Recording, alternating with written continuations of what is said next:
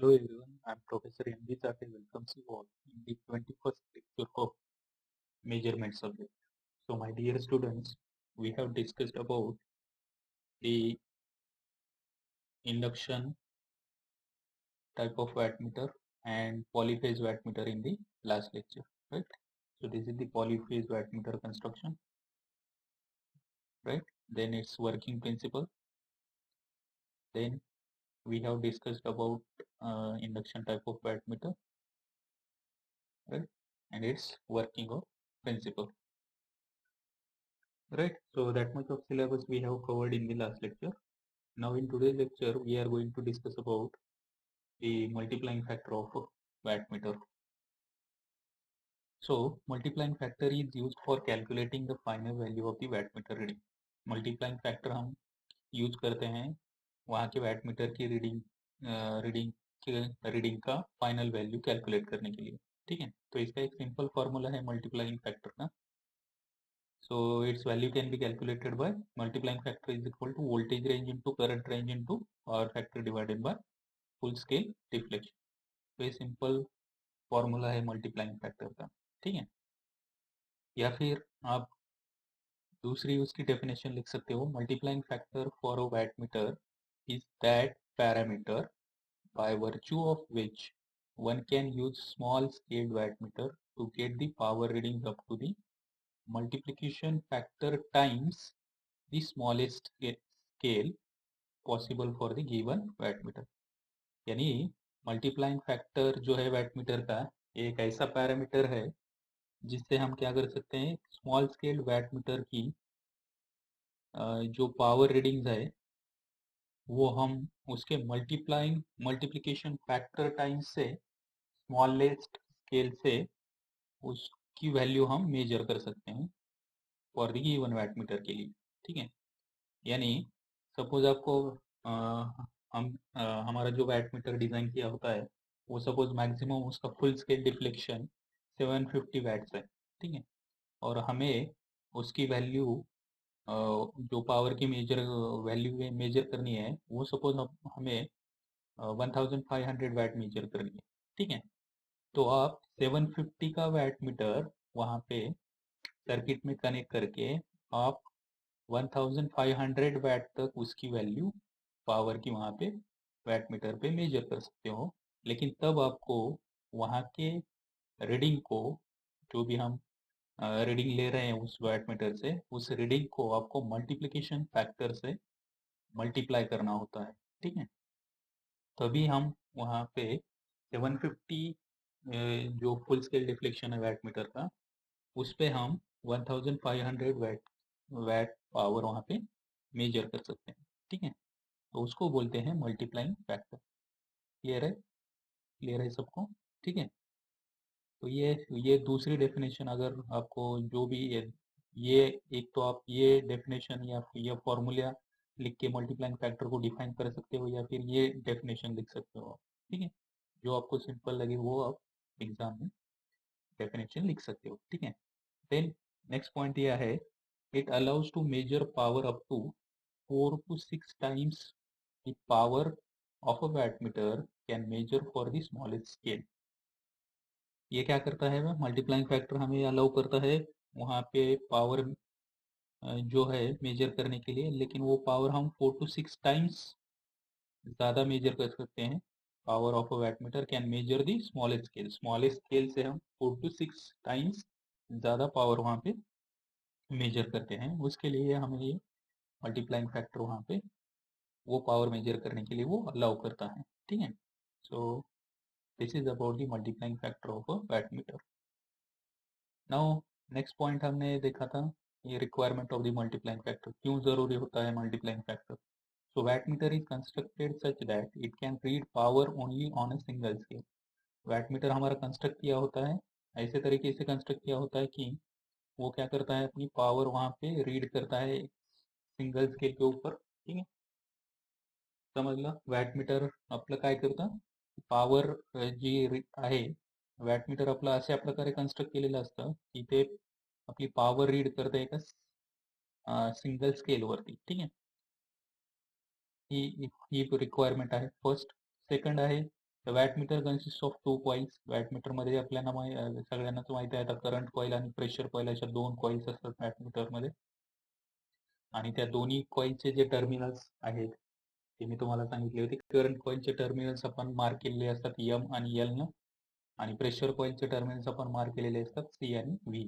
जे total 4 terminals wattmeter असतात, वॅटमीटरमध्ये असतात. ठीक आहे. वॅटमीटर में 4 टर्मिनल्स होते हैं. एक होता है एम यानी मेन टर्मिनल, एल यानी लोड का टर्मिनल, सी यानी कॉमन का terminal and V for voltage terminal. ठीक है.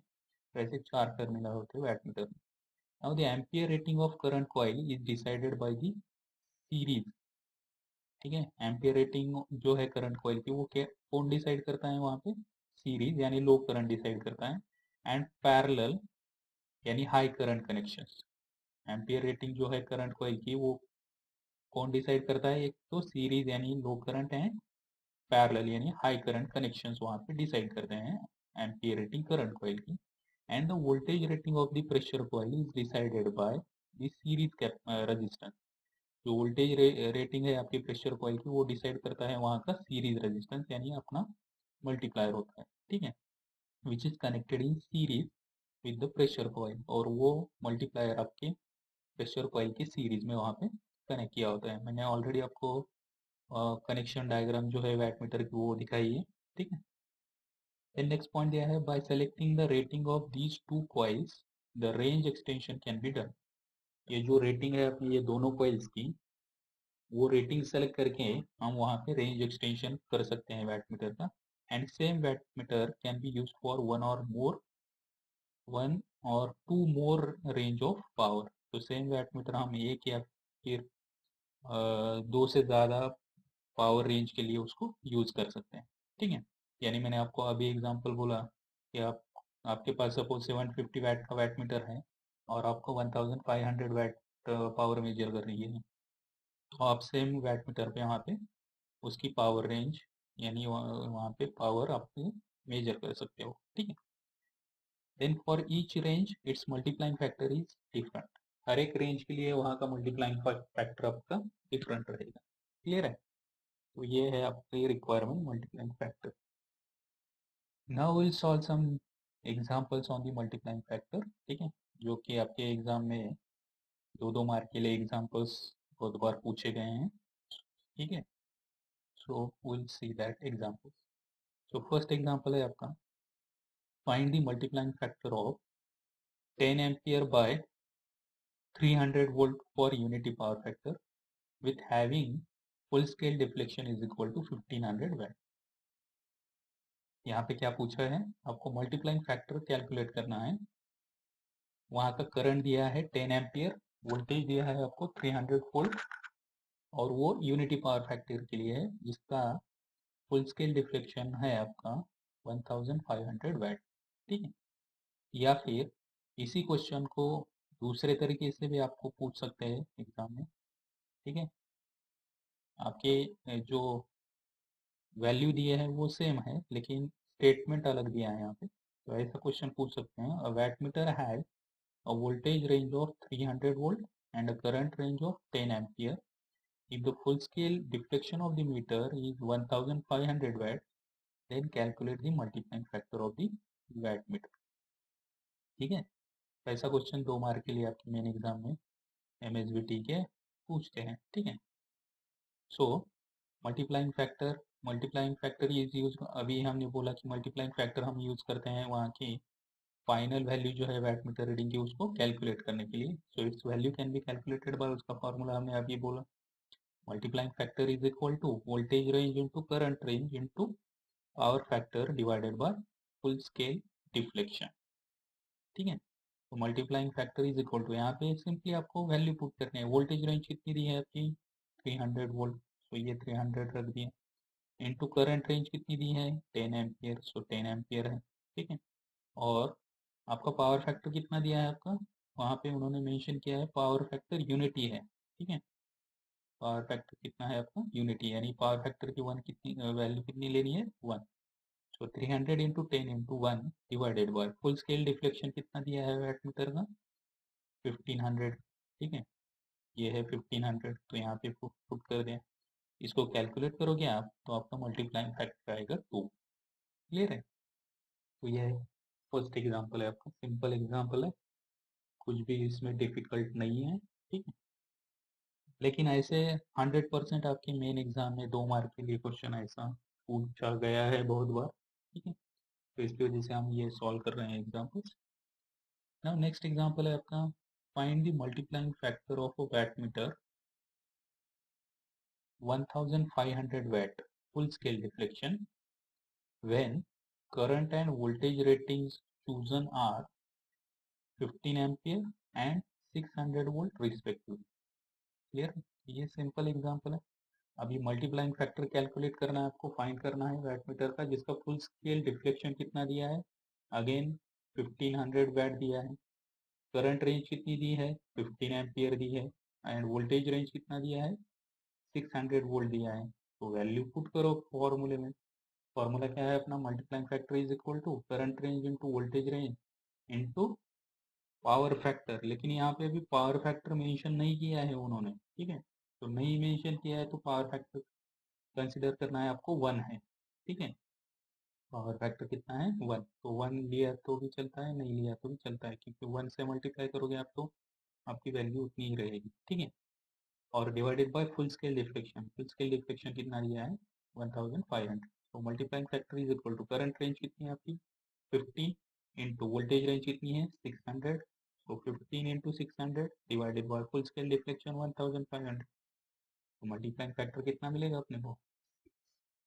क्लियर है? तो ये है आपका सेकंड एग्जाम।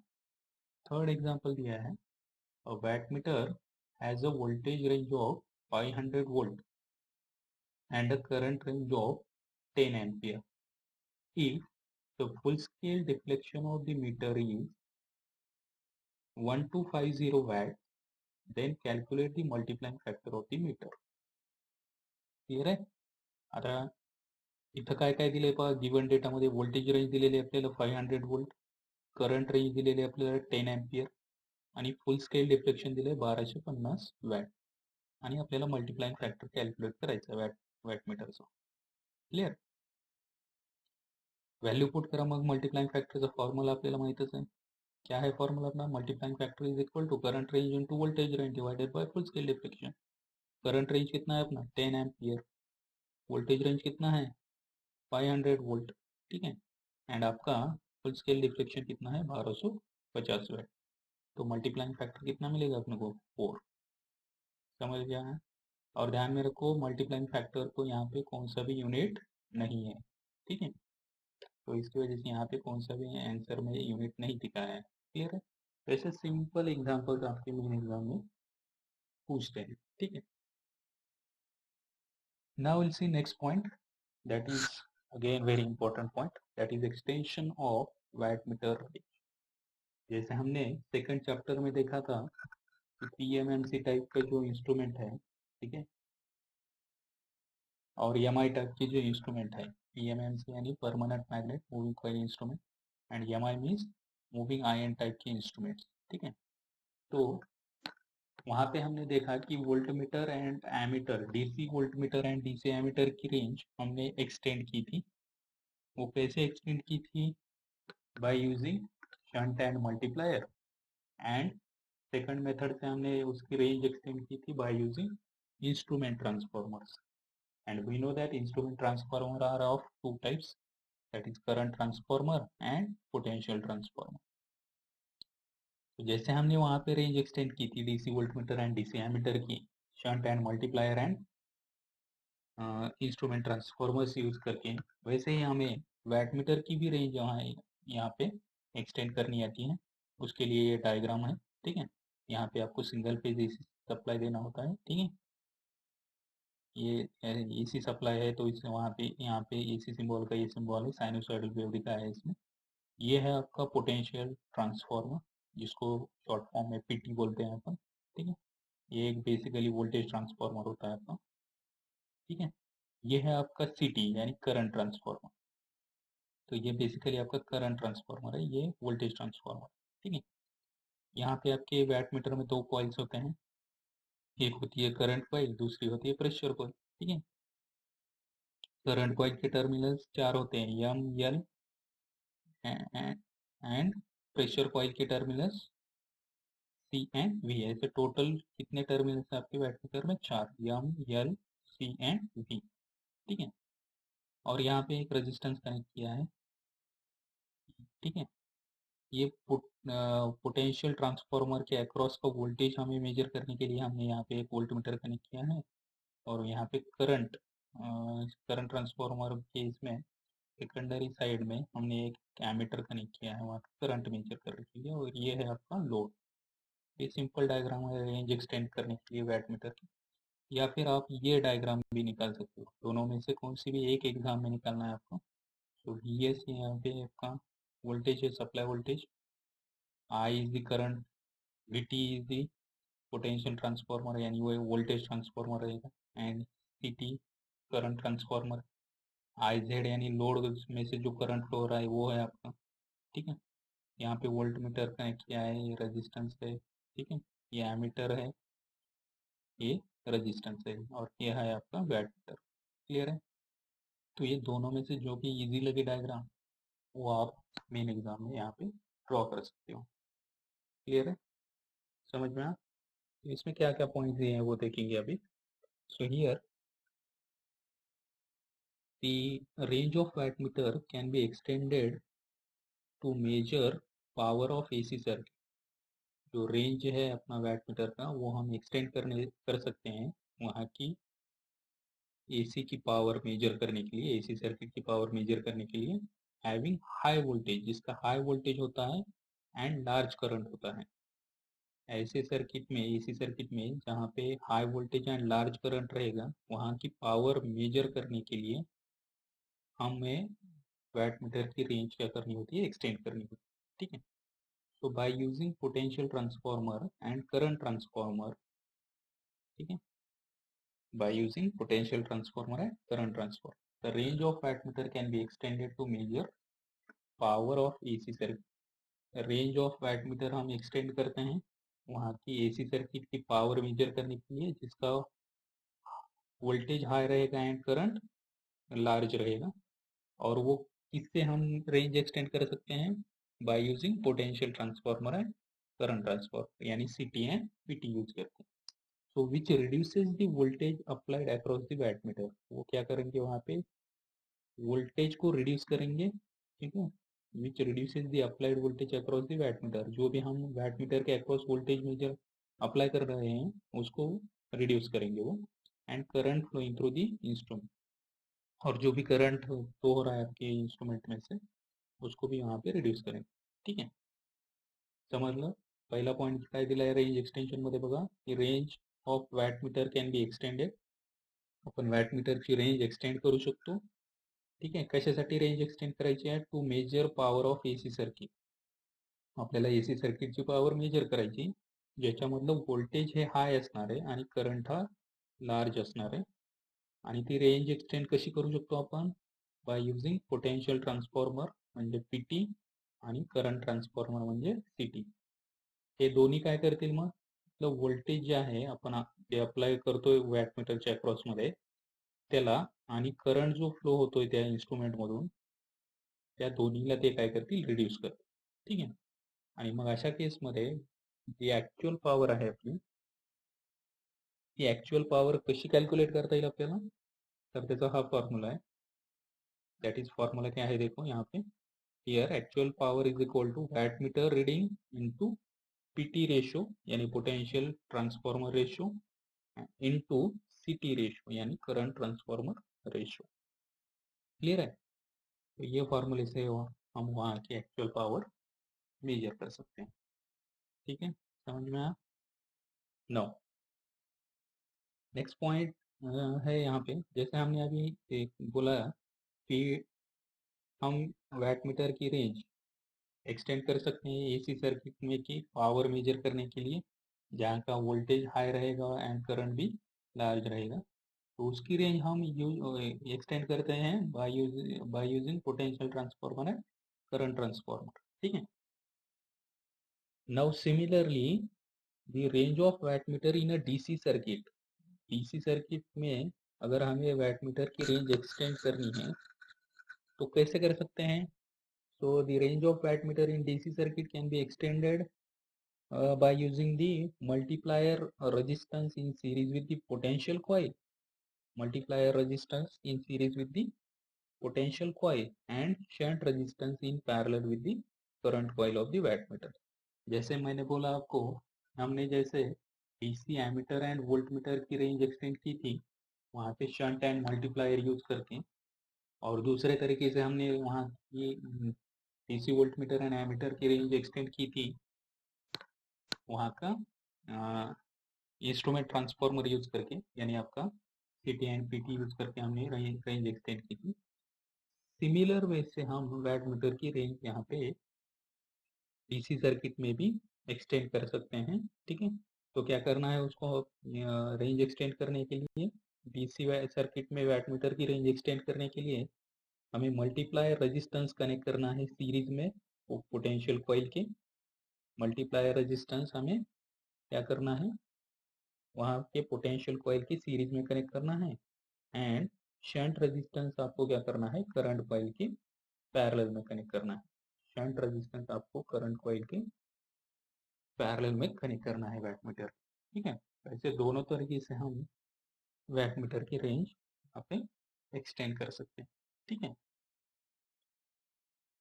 ओके, तो इसमें कुछ डाउट है आपको?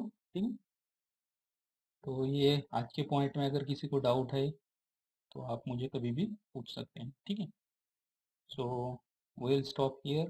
ठीक है, we'll see in the next lecture, that is the measurement of power by using 2 watt meter method, 3 watt meter method and 1 watt meter method. Power को कैसे मेजर करते हैं वो हमें नेक्स्ट लेक्चर में देखना है। उसमें 3 मेथड है, एक है आपका 1 watt meter मेथड, दूसरा है आपका 2 watt meter method and third है आपका 3 watt meter मेथड। ऐसे 3 मेथड से हम पावर को मेजर कर सकते हैं। ठीक, तो उसके मेथड हम नेक्स्ट क्लास में देखने वाले। ठीक है, so thank you for watching this video lecture again. Okay, we'll meet in the next lecture. So thank you very much.